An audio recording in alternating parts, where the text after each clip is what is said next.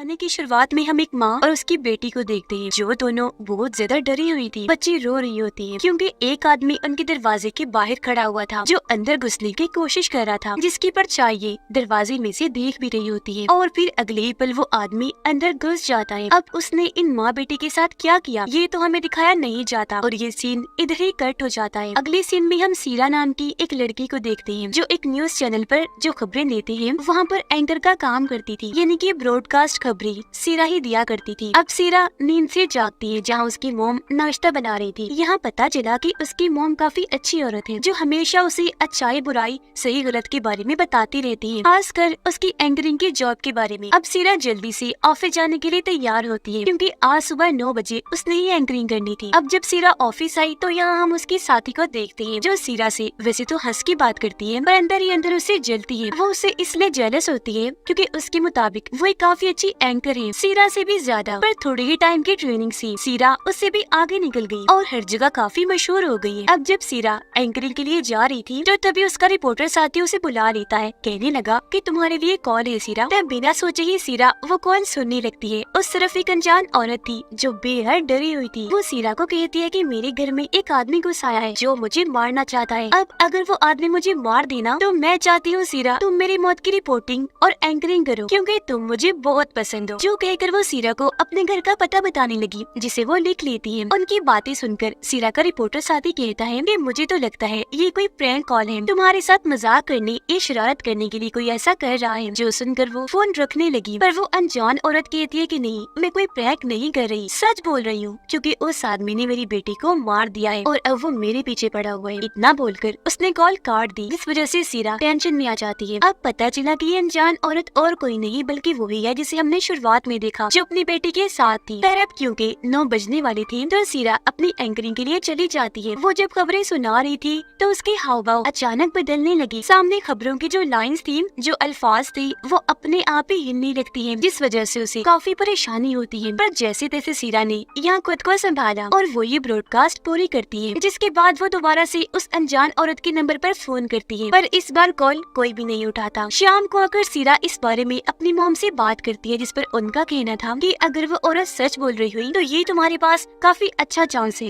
एक अच्छी रिपोर्ट बनाने का, इसलिए तुम्हें वहाँ जाकर चेक करना चाहिए। तो अब अपनी मॉम की बात मानकर सीरा उस औरत के बताए हुए पते पर निकल गई और जल्दी उसके घर तक पहुँच जाती है। वो जब अंदर गई तो ये देखकर उसकी होश उड़ गई कि औरत सच बोल रही थी, सच में उसकी बेटी को मार दिया गया था क्योंकि बाथरूम में जब वो गई बाथ टब में बड़ी अजीब तरह उसकी लाश डूबी पड़ी थी जिसे बेदर्दी से मार दिया गया था। और अब जब सीरा कमरे में गई तो वो वहाँ उस अनजान औरत की लाश को भी देखती है जो कमरे में कोने में लटकी हुई थी। अब जल्दी से सीरा इस बारे में सबको बताती है और यहाँ मीडिया और पुलिस वाले भी आ जाते हैं और सीरा को इस हादसे की रिपोर्टिंग करने का मौका मिल जाता है जैसा उस औरत ने कहा था। अब जब औरत की लाश को ले जाया जा रहा था तो सीरा उसका मुंह देखने की कोशिश करती है पर क्योंकि प्लास्टिक शीट में उसे लपेट कर ले जाया जा रहा था तो चेहरा ढका होने की वजह से ये नहीं देख पाती। अब जब वो ऑफिस आई तो उसे औरत की रिपोर्टिंग के साथ साथ एंकरिंग का काम भी दिया जाता है और इस बारे में जब वो ब्रॉडकास्ट कर रही थी तो उसे एक जगह पर औरत का मुंह दिखाई देता है जो बहुत डरावनी लग रही थी क्योंकि अजीब तरह से वो वहाँ बैठी हुई थी, उसके बाल खुले हुए थे जो देखकर सीरा काफी डर जाती है। पर अगले ही पल वो भूत वहाँ से गायब हो गया और सीरा को लगने लगा कि ये जरूर उसी औरत का भूत है जो अब मुझे दिखाई देने लगा है। एंकरिंग करने के बाद वो इस बारे में अपने रिपोर्टर साथी को बताती है कि मुझे इस केस के बारे में अजीब चीजें नजर आ रही हैं, जिस पर रिपोर्टर कहते हैं वो दरअसल तुम इस हादसे से जुड़ी हर चीज को देख रही हो ना, इसी वजह से तुम्हें वो सब नजर आ रहा है और कुछ दिन तक ऐसे नजर आता रहेगा जिसके बाद ये सब दिखना तुम्हें बंद हो जाएगा। अब क्योंकि इस केस से जुड़ी हर चीज को सीरा काफी अच्छे से कर रही थी तो हर कोई उसकी काफी तारीफ करता है। यहाँ तक कि जो डिटेक्टिव इन्हीं पुलिस ऑफिसर इस केस पर छानबीन कर रहा था उसका भी इंटरव्यू लेने का मौका सीरा को मिल जाता है, जिस बात से उसके जेलस साथी को भी काफी बुरा लगता है। अब यहाँ इंटरव्यू के दौरान डिटेक्टिव ये बात खोलते हैं कि उस अनजान औरत को और उसकी बेटी को किसी ने नहीं मारा बल्कि ये सब कारनामा उसका अपना है। उसने पहले अपनी बेटी की जान ली जिसके बाद खुद भी अपनी जान ले ली। असल में जब वो औरत जवान थी, कॉलेज में पढ़ा करती थी तो वहाँ उसे एक लड़के से प्यार हो गया जिसके बाद उन्होंने शादी कर ली जहाँ उनकी बेटी पैदा हुई। पर एक दिन उसके हस्बैंड ने उसे छोड़ दिया और ये दोनों अकेली पड़ गई। पर इस हादसे की वजह से उसने बहुत टेंशन ले ली, वो डिप्रेशन का शिकार हो गई और उसे दिमाग की एक खतरनाक बीमारी हो गई जिसका हालांकि वो इलाज भी करवा रही थी। पर उस दिन तंग आकर उसने पहले अपनी बेटी को खत्म कर दिया, फिर लटक कर उसने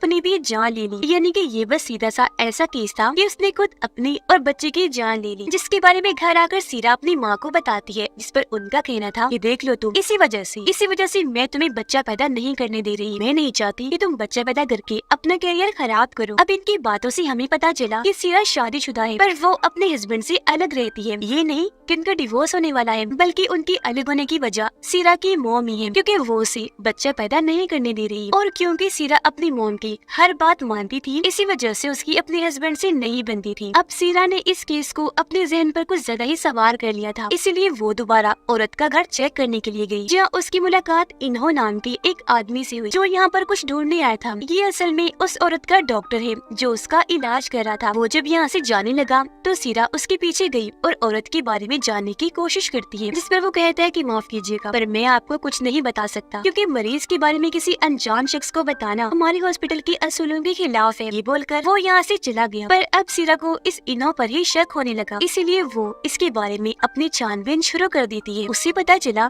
कि इन्होंने उस औरत से पहले एक आदमी का इलाज किया था, पर उस आदमी ने उसके हॉस्पिटल की छत से कूदकर अपनी जान ले ली। अब ये उसके मरीजों में अपनी जान लेने का दूसरा केस था, इसलिए सबको उस पर शक हुआ कि वो आखिर मरीजों के साथ क्या करता है। शक की बुनियाद पर उसे गिरफ्तार कर लिया गया, पर उसके खिलाफ कोई सबूत न मिलने पर बाद में उसे छोड़ दिया गया। अब ये देखकर सीरा के दिमाग में कई सारे सवाल उठे, जिनका जवाब पाने के लिए वो इन्हों से मिलने गई उसके हॉस्पिटल, जहाँ वो बताता है कि हाँ, वो मुझसे इलाज करवा रही थी, क्योंकि उसे दिमाग की एक काफी खतरनाक बीमारी थी। पर जब उसने अपनी जान ली, उससे 2 दिन पहले उसकी मेरे पास कॉल आई थी। उसने मुझे कहा था कि मैं अब इलाज नहीं करवा रही, क्योंकि मैं ठीक हो गई हूँ। वो बातें कर ही रही थी कि तभी सीरा को कुछ होने लगा। वो देखती है कि यहाँ पर हिप्नोसिस की जितनी भी चीजें पड़ी हैं, उनमें अजीब होने लगा। वो खुद ब खुद हिलने लगी। अब हिप्नोसिस एक किस्म की थेरेपी इलाज ही होता है, जिसमें मरीज आंखें बंद करके ख्यालों में चला जाता है, और जो चीज उसकी बीमारी परेशानी की वजह बनी होती है, उसे ढूंढकर ठीक किया जाता है और जड़ से उसका खात्मा कर दिया जाता है, जिससे वो इंसान बिल्कुल ठीक हो जाता है। फिर अब यहाँ हिप्नोसिस की चीजों को अजीब तरह से हिलता हुआ देखकर सीरा के साथ भी अजीब होने लगा। वो अपना कंट्रोल खोने लगी। फिर देखते ही देखते उसकी तबीयत खराब होने लगी, उसे उल्टियाँ आने लगती है। फिर अगले दिन जब वो ब्रॉडकास्ट की एंकरिंग कर रही थी, तो अचानक उसे फिर से डर महसूस होने लगा। उसे लगता है जैसे उस औरत की आत्मा ने मुझे पीछे से आकर पकड़ लिया है और जोर से सीरा का गला दबा रही है, जिस वजह से उसकी हालत खराब हो गई, क्योंकि वो बेहद डरी हुई थी। अब ये देखकर न्यूज चैनल का मालिक उसे कुछ दिन की छुट्टियां दे देता है, ताकि सीरा थोड़ा आराम कर सके, और तब तक उसकी जगह सीरा की उस साथी को दे दी जाती है कि वो एंकरिंग करेगी, जो उसे जल्दी थी। पर इस बात से सीरा को बहुत बुरा लगता है। सीरा जब घर पर थी तो उसकी मॉम वहाँ आकर बिला वजह उसे डांटने लगती है और उसे बुरा भला कहते हुए काफी बातें सुनाने लगती है कि तुमने शादी क्यों की, क्योंकि इस वक्त उन्होंने काफी शराब पी हुई। पता नहीं वो क्या क्या बोलती जा रही थी। इस बात से गुस्सा होकर सीरा अपनी मॉम को कमरे से निकाल देती है, क्योंकि वो रोज रोज अपनी माँ की ऐसे शराब पीने से तंग आ चुकी थी। अब सीरा को पता चला कि इन्हों की खास खूबी ये है कि वो हिप्नोसिस करके अपने मरीजों का इलाज करता है और उन्हें उनके डर से निकालने की कोशिश करता है। अब ये जानकर सीरा को शक हुआ कि कहीं इन्होंने ऐसा तो नहीं किया कि पहले उसने उस औरत को हिप्नोसिस करके अपने कंट्रोल में किया और बाद में उसे ये सब करवाया, यानी अपनी बेटी को मारने और अपनी जान लेने पर मजबूर किया। ये सोचकर वो दोबारा इन्हों से मिलने गई, जहाँ वो उसे एक डायरी दिखाते हुए बताता है कि उस दिन उस औरत के घर में यही लेने गया था। अब डायरी को चेक करने पर सीरा को पता चला कि उस औरत को दरअसल मल्टीपल पर्सनैलिटी डिसऑर्डर था, यानी इस बीमारी में इंसान एक पर्सनैलिटी शख्सियत के साथ नहीं जीता, बल्कि कभी वो कोई बन जाता है तो कभी कोई, जैसे कि वो अपनी माँ का रूप भी ले सकता है, किसी डॉक्टर का भी तो किसी टीचर का भी, या जो उसके दिमाग में चल रहा हो वो भी बन सकता है। इन्हों बताता है कि जब उस दिन वो औरत अपनी किसी दूसरी पर्सनैलिटी में गई तो उसने पहले अपनी बेटी को मारा, फिर अपने भी जान ले ली। यह सीरा उसे बताती है कि जब से मैंने भी इस केस की छानबीन की, उस औरत का भूत मुझे भी बार बार दिखाई दे रहा है। हर बार आकर वो मुझे डरा देती है। जो सुनकर इन्हों कहता है कि ऐसा नहीं हो सकता, क्योंकि तुमने तो उसकी शक्ल ही नहीं देखी, तो फिर तुम कैसे कह सकती हो कि वो औरत ही आकर तुम्हें डरा रही है। जरूर तुम्हारे साथ कोई और मसला होगा। अब सीरा को क्या मसला था और वो किसके भूत को देख रही थी, ये चेक करने के लिए इन्हों उसकी भी हिप्नोसिस करता है। और अब जैसे सीरा हिप्नोसिस में जाकर ख्यालों में गई, उसे खेतों के बीच एक गोदाम दिखाई दिया गया, जिसके अंदर वो चली जाती है। सीढ़ियों से नीचे जब वो आई तो उसी औरत के कमरे में आ जाती है, पर उसे यहाँ अजीब लगा, इसलिए वो यहाँ से बाहर निकलने का सोचती है। वो भी पहला ही कदम बाहर रखती है कि तभी कोई उसका गला पीछे से पकड़ लेता है। असल में भी उसने अपना गला पकड़ लिया था, जो देखकर इना उसे कहता है कि उसका चेहरा देखने की कोशिश करो जो तुम्हारा गला घोट रहा है। पर इस चीज में सीरा कामयाब नहीं हो पाती और एक झटके के साथ वो हिप्नोसिस से बाहर आ जाती है। अगले दिन जब वो अपने काम पर गई तो उसे पता चला कि उसकी बजाय अब लोग उसके साथी को ज्यादा पसंद कर रहे हैं, जिस वजह से उसे जॉब से निकाल दिया जाता है। उसे बहुत बुरा लगा, दुख भी हुआ, तो फौरन घर आ जाती है। परेशान थी तो सो गई। जिस बीच तभी उसे इन्हो फोन करता है, जो फोन उसकी मॉम उठाती है, जिससे उसकी मॉम को पता चला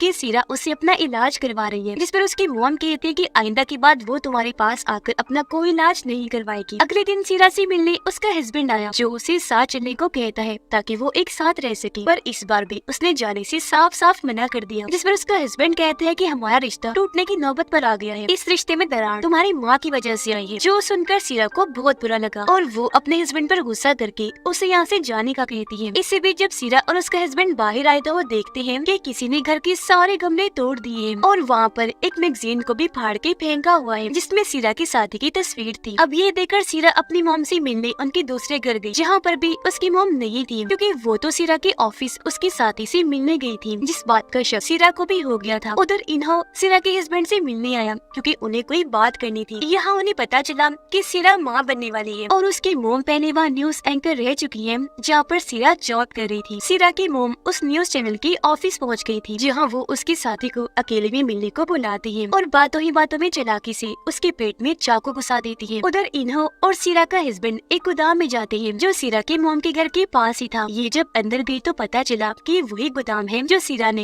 हिप्नोसिस में देखा था। अब जब ये दोनों इन्हें सीरा का हस्बैंड और इन्हो गोदाम के अंदर गई तो इन्हें वहाँ सीरा की मोम की लाश मिलती है, जो फांसी से लटकी हुई थी, पर लाश की हालत बहुत बुरी हो चुकी थी, वो पूरी तरह गल सड़ गई थी। अब यहाँ सवाल ये उठता है कि सीरा की मोम तो वहाँ न्यूज चैनल की ऑफिस गई हुई है और अब यहाँ उनकी लाश भी है, तो ये कैसे हुआ? असली वाली कौन सी है और यहाँ पर क्या चल रहा है? इसका जवाब हमें आगे पता चलेगा। अब इन्हो फौरन न्यूज चैनल की ऑफिस गया, जहाँ वो सीरा की एंकर साथी की जगह सीरा को ही एंकरिंग करते हुए देखता है, क्योंकि जब सीरा अपनी मोम के दूसरे घर गई तो वहाँ से वो अपने ऑफिस आ गई थी और क्योंकि काफी वक्त से उसकी साथी का अता पता नहीं था, इसलिए ऑफिस वालों ने सीरा को उसकी जगह एंकरिंग के लिए बिठा दिया था, क्योंकि उसकी मोम ने उसके साथी को चाकू से जो मार दिया था। अब जब सीरा ब्रॉडकास्ट की एंकरिंग कर रही थी तो तभी यहाँ जख्मी हालत में उसके साथी आई, जो फौरन जमीन पर गिर जाती है, जिस वजह से ये ब्रॉडकास्ट यही बंद करना पड़ता है और उसे फौरन हॉस्पिटल ले जाया गया। अब तभी न्यूज ऑफिस में इन्हो भी आया, वो सीरा से जाकर मिलता है और उसे सारी सच्चाई बता देता है। तो अब यहाँ जाकर हर चीज हमें क्लियर होती है। वो सीरा को बताता है कि 2 हफ्ते पहले ही तुम्हारी मोम ने फांसी पर लटक कर अपनी जान ले ली है, जिनकी लाश अभी अभी मैं गोदाम में देखकर आ रहा हूँ, जो गल सड़ गई है। वो बताता है कि अब तक जो कुछ भी हो रहा था वो उसकी मोम नहीं बल्कि सीरा कर रही थी, क्योंकि असल में सीरा को भी मल्टीपल पर्सनैलिटी डिसऑर्डर वाली बीमारी है, जिस वजह से उसकी मोम की पर्सनैलिटी शख्सियत उसके दिमाग पर पूरी तरह हावी थी। जब उसने सीरा की हिप्नोसिस की थी तब पूछने पर सीरा ने अपना नाम अपनी मोम वाला बताया था, मतलब कि इन्हों पहले से ही सीरा की इस बीमारी के बारे में जान गया था। अब जैसा कि हम जानते हैं सीरा की मोम भी उसी ऑफिस में न्यूज एंकर थी जहाँ आज सीरा जॉब कर रही थी। तो जब उसकी मोम प्रेग्नेंट हुई, यानी उनका बच्चा सीरा पैदा होने वाली थी, तो उन्हें जॉब से निकाल दिया गया, जिस बात की वजह से वो बहुत दुखी हुई, पूरी तरह से टूट गई। और क्योंकि सीरा के डैड की भी तब मौत हुई थी, इसीलिए उसकी मोम को काफी सारी मुश्किलात का सामना करना पड़ा, जिनसे वो अकेले ही लड़ रही थी। पर एक दिन तंग आकर उन्होंने सीरा का गला दबाकर उसकी जान लेने की कोशिश की, पर उस वक्त किसी तरह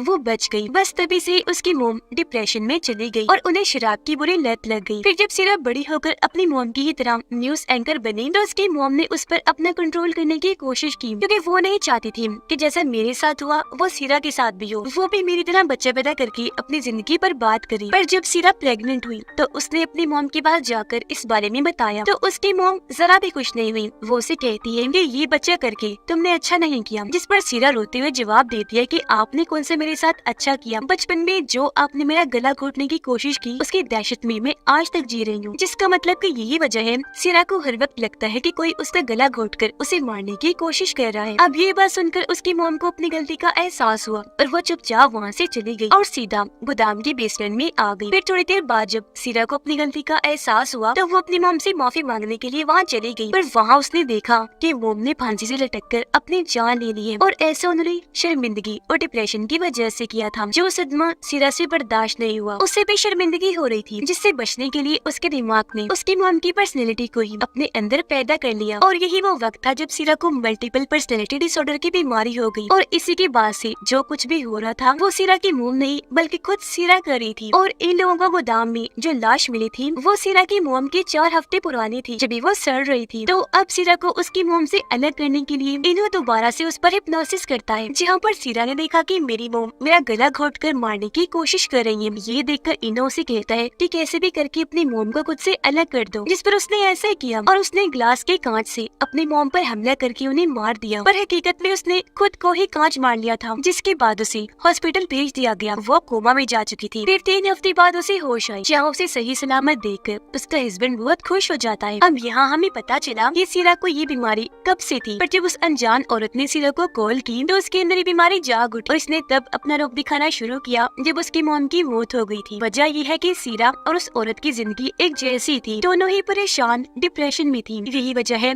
कि सीरा उसके केस से इतना जुड़ गई थी। पर अब क्योंकि हिप्नोसिस के जरिए उसकी ये बीमारी ठीक कर दी गई है, इसलिए अब सब कुछ नॉर्मल हो जाएगा। और इसी के साथ इस फिल्म की कहानी यहीं पर खत्म हो जाती है।